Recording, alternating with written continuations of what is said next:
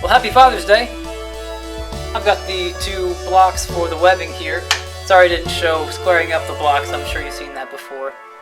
This one I did with the fly cutter that I've got in the mill right now, and this one I did with the face mill, and I was getting some trouble with that, and what is going on?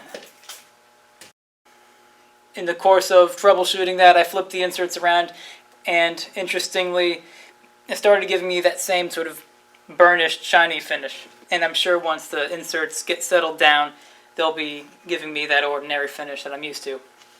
Anyway, I've got to take 24 thousandths off of this to bring them to both the same size. Here we go.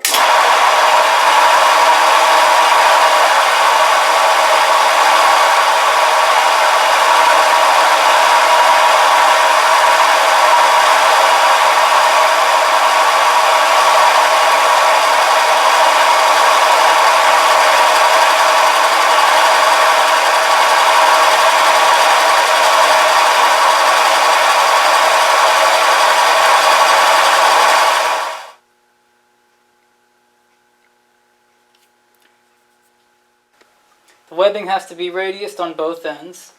The radius will allow it to butt up against the sleeves so they can be welded. I'd like to take advantage of there being two of them by cutting the radii at the same time in the same setup. My first thought was to cut this radius with a boring head. The little criterion was too small for it. Even this shop-made one will not turn 3 3/16, but that's probably a good thing.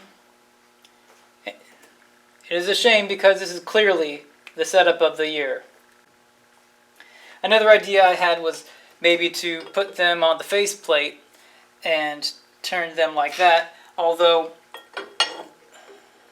the blocks might stick out enough that they would slap into the bed. It would have the advantage of one piece kind of counterbalancing faceplate, but I'm going to have to do some thinking, and here's the solution. I'm going to have to make some T-nuts for it, but that's probably the simplest way to go about this. I've got to make some T-nuts for the rotary table, and I got lucky in the stockroom today.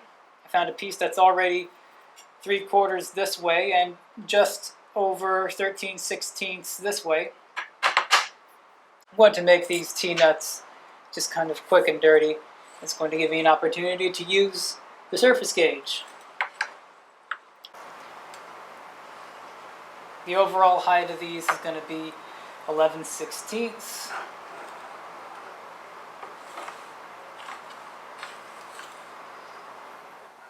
Nichols machines have this scraped flat part right here that was meant for you to indicate work, and I suppose a vise is the same way. You're going to see with this 1, 2, 3 block and a little parallel held in the vise how close this gets me.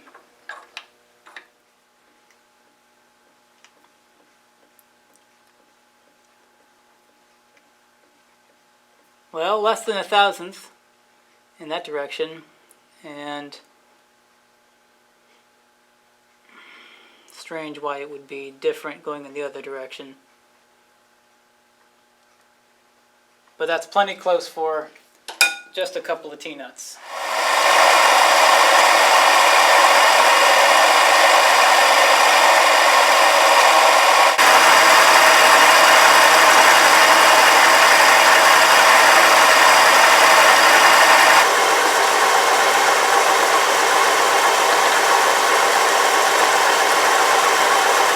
Here's how I like to be accurate when I'm spacing out things on the bandsaw.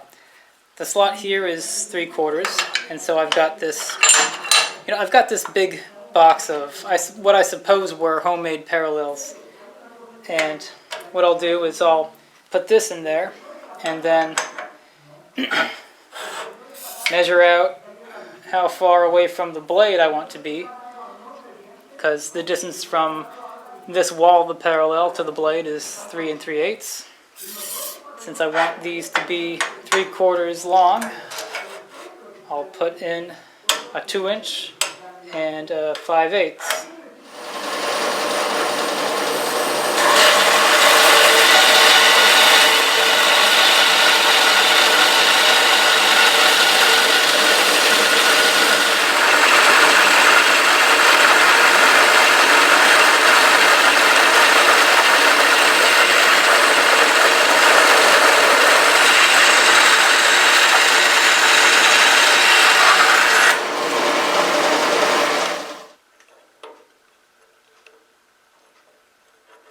Okay, this one is a little undersized, even while it's still real hot.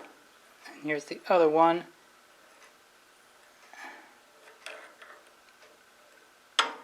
Yeah, that's also a little undersized. Still not a problem. And these are real close. Like I'm surprised how accurate we're able to get. Oh, that was okay. Yeah, that one's pretty small, a little undersized too, but it's quite all right. That one's right on it. Anyway, some of these, there's a little bit of variance, but still pretty darn accurate.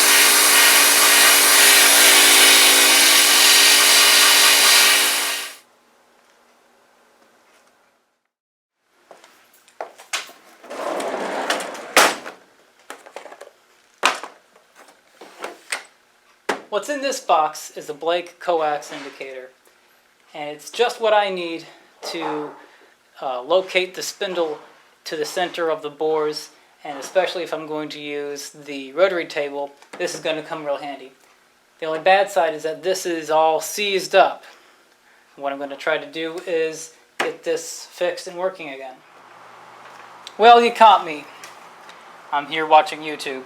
But no, this coaxial indicator was frozen solid, and since the day I got it, and I kind of gave up on getting it fixed, but now it's moving.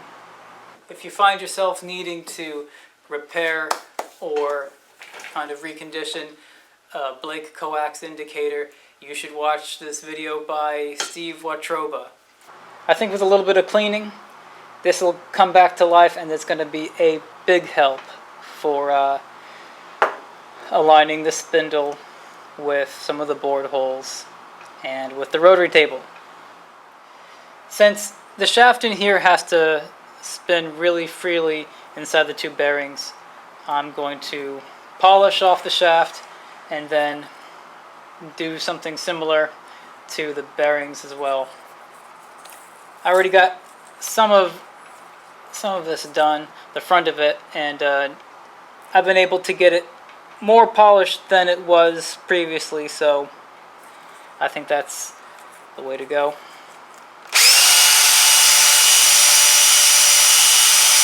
I've got a piece of toilet paper just to try to keep any of the swarf from getting into the clockworks.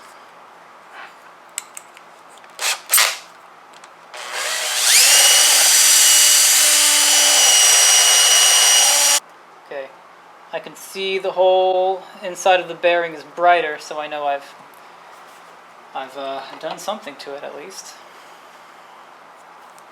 Let's get a little spindle oil on this. I'd say that's better, but still not free enough. But by now you get it. I'll bring you back when this thing is turning freely on that side. Now I've got it to the point where it could just about on its own weight kind of just fall through the bearings.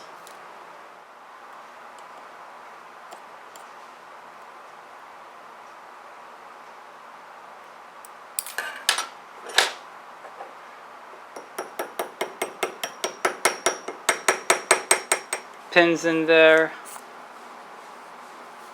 pretty solidly, and that makes me so happy.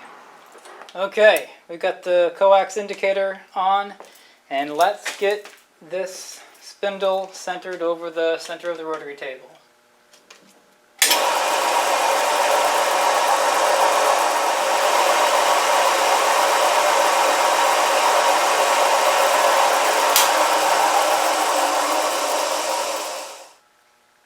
Getting ready to actually start milling. I've got another new cutter.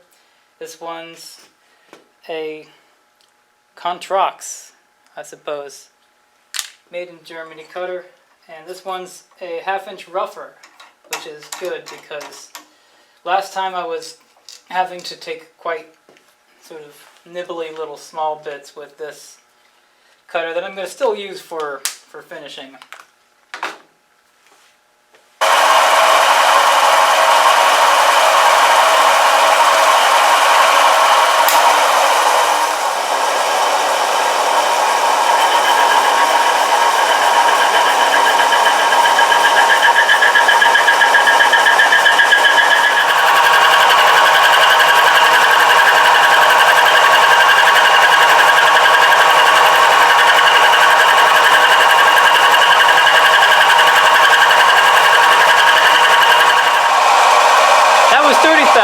And it liked that even more than 20 thousandths. That's kind of what I expected, actually.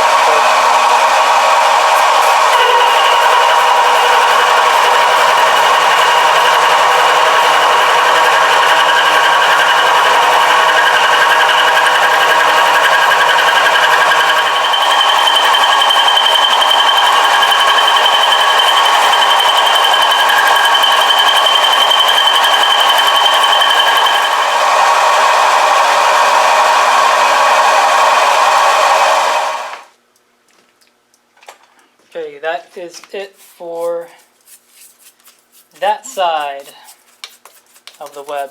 112 thousandths later, a whole bottle full of coolant, and let's see if this thing fits, huh?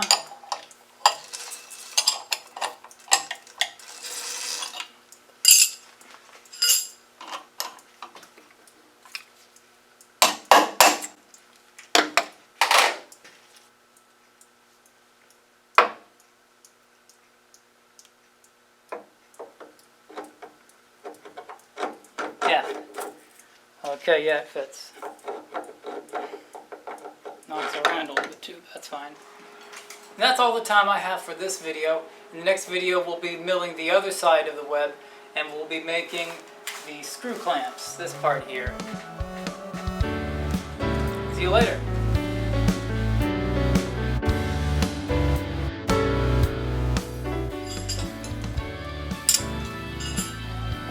You know,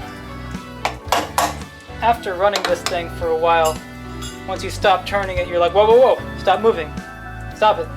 Stop turning.